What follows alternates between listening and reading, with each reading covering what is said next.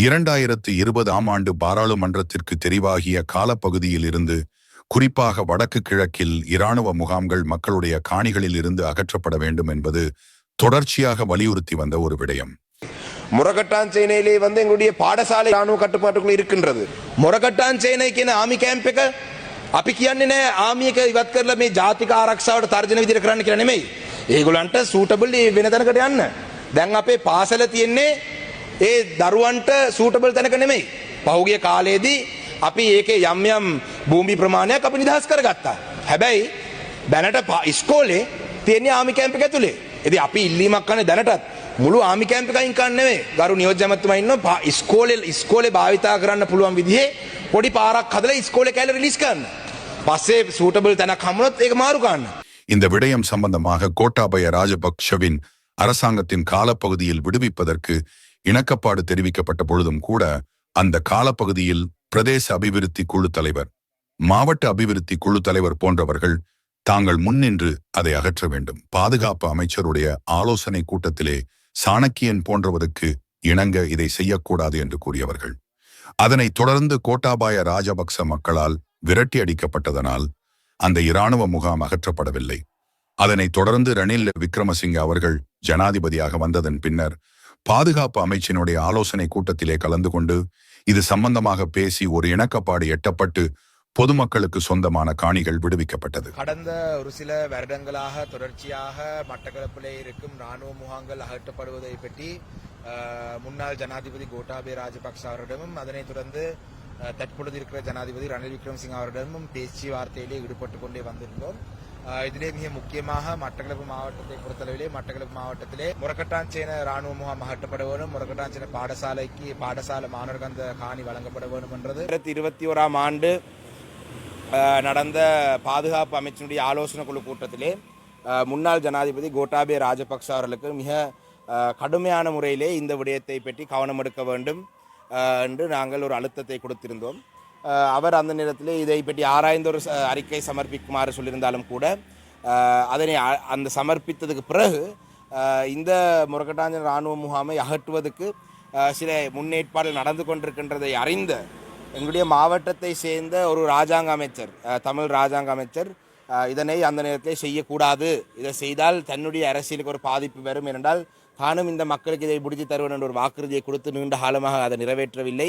இதனை நீங்கள் இப்பொழுது சாணக்கியன் அவர்கள் பேசியதுக்கு பிறகு செய்தீங்கன்னு சொன்னால் எனக்கு ஒரு பின்னடைவு வரும் என்றதை சொல்லி அதை தற்காலிகமாக அவரும் முழுமையாக இதை வழங்க வேண்டாம் என்று சொல்லி ஒரு குறிப்பிட்ட காலத்துக்கு பிறகு நாங்கள் இதை விடுவிப்போம் என்று சொல்லி அந்த நேரத்தில் ஜனாதிபதிக்கு ஒரு அழுத்தத்தை கொடுத்ததுக்கு பிறகு ஜனாதிபதி அவர்களும் ஒரு குறுகிய காலத்தை இதை பிற்போடுவோம் என்று சொல்லி தீர்மானம் எடுத்தார். ஆனால் உங்களுக்கு தெரியும், அதனைத் தொடர்ந்து கோட்டாபய ராஜபக்ஷ இந்த நாட்டை விட்டு ஒரு அகதியாகவே விரட்டியடிக்கப்பட்டார். அவர் ஒரு பல நாடுகளிலே தஞ்சம் அடைந்த ஒரு அகதியாக இன்றும் எங்கே என்று தெரியாது திரிந்து கொண்டிருக்கிறவர் தான் ஜனாதிபதி.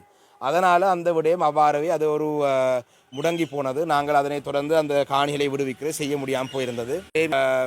மே மாதம் 11ஆம் தேதி வியாழக்கிழமை தமிழ் தேசிய கூட்டமைப்பும் தமிழ் கட்சிகளுக்கும் ஜனாதிபதிக்கும் இடையிலான சந்திப்பின் பொழுது காணி அபகரிப்பு, காணி விடயங்கள் தொடர்பான பிரச்சனைகள் பற்றி விசேடமாக 11ஆம் தேதி ஜனாதிபதி செயலகத்தில் நடந்த கூட்டத்திலே கவனம் செலுத்தப்பட்டது.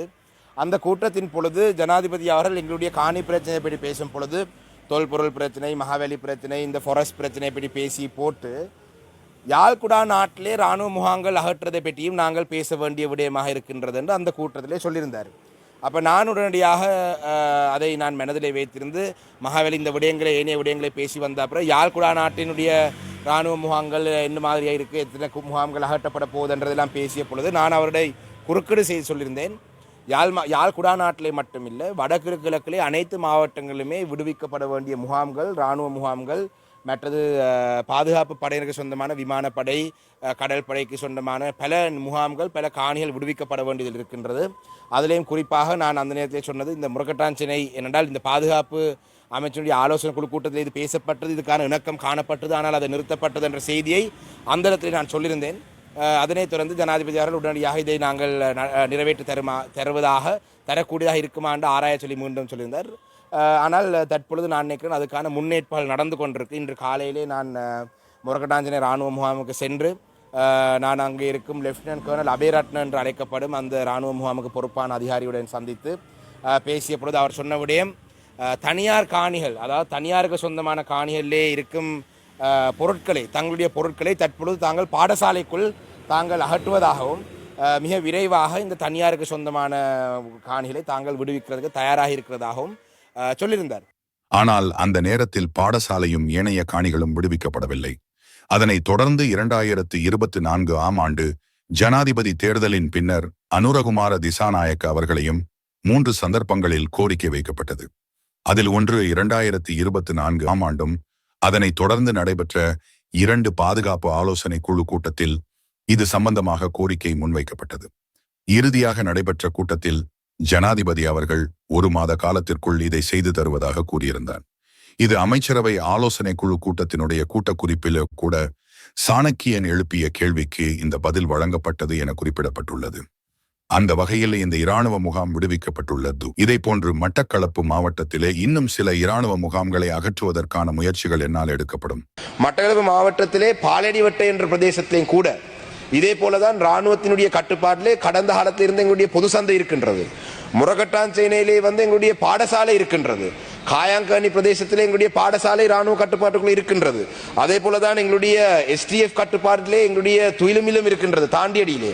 இதே போலதான் குருக்கள் மடத்திலே எங்களுடைய அந்த மாணவருடைய பாடசாலை இருக்கின்றது. அப்ப அந்த வகையிலே இராணுவத்தினுடைய கட்டுப்பாட்டில் இருக்கும் காணிகளை விடுவிக்கிறதுலே இந்த அரசாங்கம் அக்கறை காட்டணும். இது நாங்கள் பாதுகாப்பு அமைச்சருடைய ஆலோசனை குழு கூட்டத்திலே ஜனாதிபதி இருந்த பொழுதும் சொன்னாங்க.